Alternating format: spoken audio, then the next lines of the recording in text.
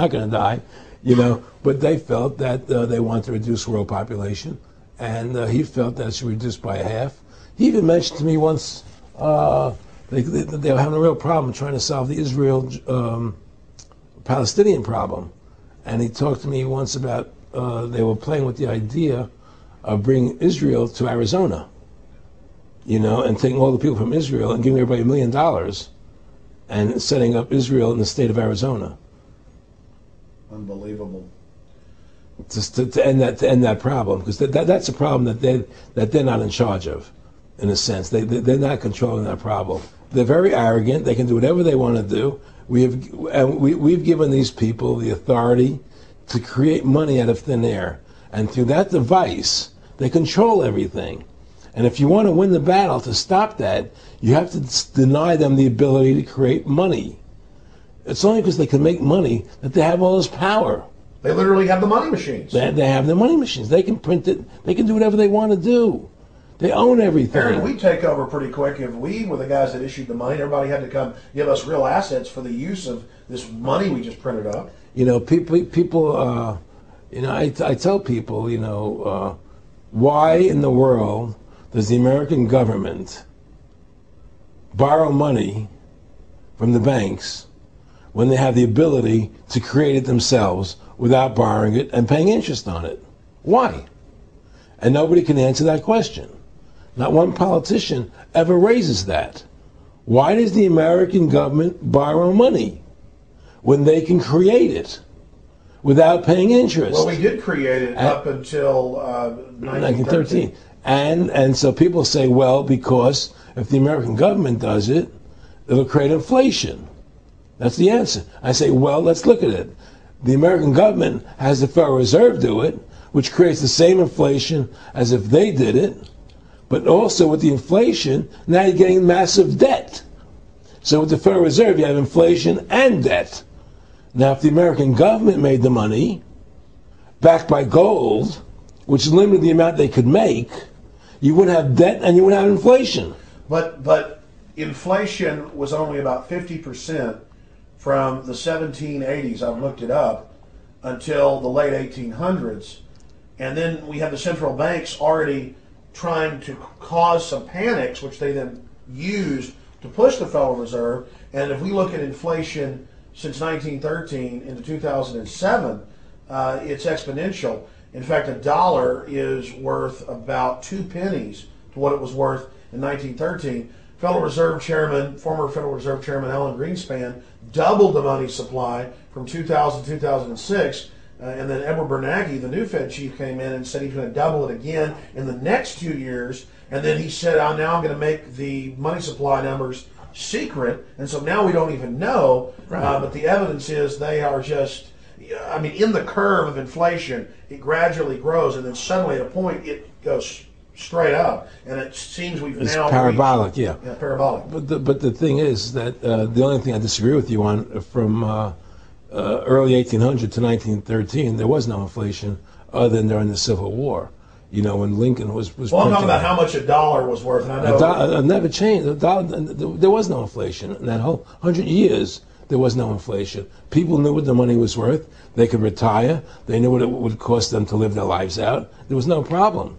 It was only since 1913 when the Fed came in that we've created massive inflation and massive debt. So then what you said earlier, then there really wasn't inflation. There was no inflation. So you don't get inflation when the government issues the money, at least in the U.S. history. Well, not if it's backed by gold. Well, exactly. But I'm talking about, and I did look this up, and I believe that if you look after the country was set up, and some of the things happened with Andrew Jackson and the rest of it, there were points where it spiked and there were manipulations. There were points, mostly during the Civil War. Yeah.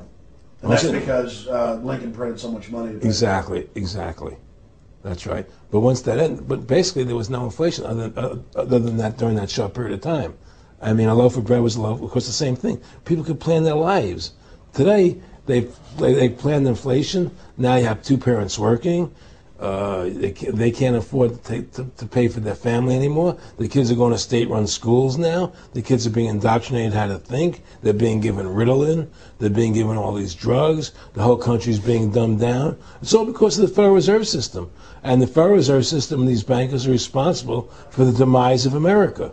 And if we ever want to win this battle, you must shut down the Federal Reserve System.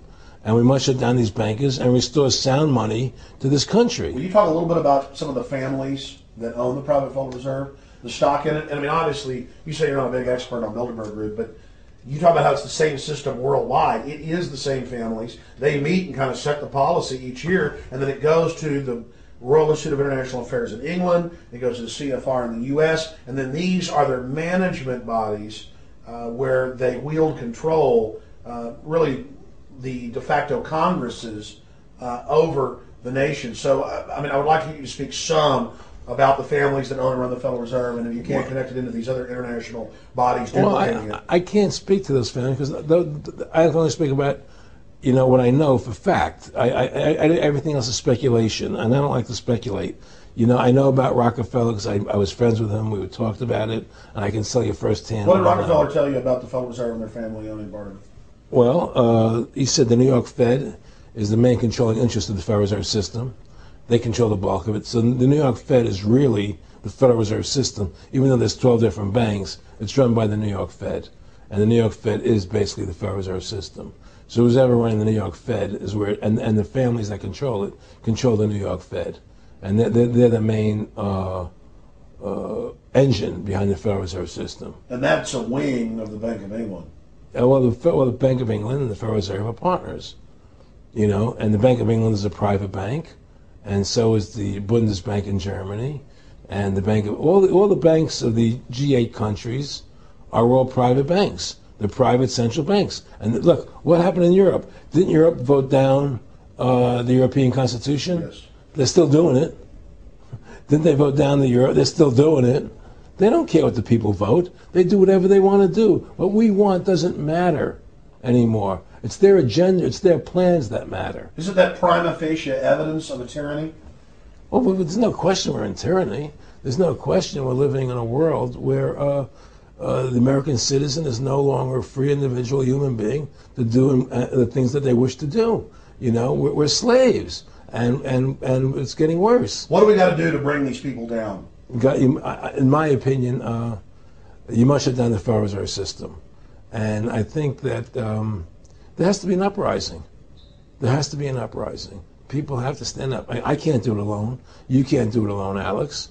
And we need to get a majority of people, not a majority of people, but it was 5% won the war against the British, a highly motivated group. But I agree, people have got to get angry first. I mean, not just, we know it's corrupt and that lackadaisical. We got to get pissed. People don't seem to have the courage to do what they have to do, I want to say you've got a lot of courage. Well, thank you. I don't know if I have a lot of courage. I just have I want to thank you for what you're doing for my family. Well, I have a sense of conscience and I have a sense of justice. I get nervous about what I do, but I do it because there's no other choice. I couldn't live with myself if I didn't do it, But the fact of the matter is, I've ostracized myself pretty much from Hollywood. People are afraid to deal with me in Hollywood a lot because of what I do and the things I say. I don't go along with routines. A lot of people in Hollywood know the truth. They're not willing to stand up and speak about it.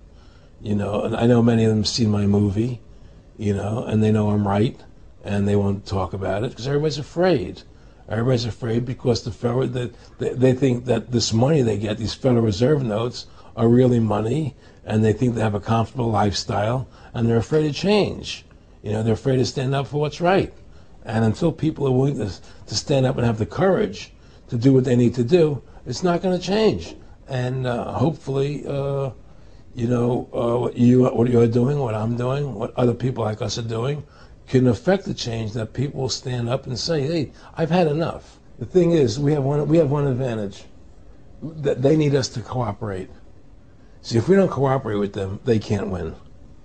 And so they always need our cooperation to go along with their programs. So they try to sell us. Right. They try to sell us. democracy. This majority says this, believe in this, do that. The war on terror, we got to be scared. They're always trying to do things to sell us so that we'll go along with them. And once we learn not to cooperate with them, then we win the game. And that's the point. Don't cooperate with them. Don't go along.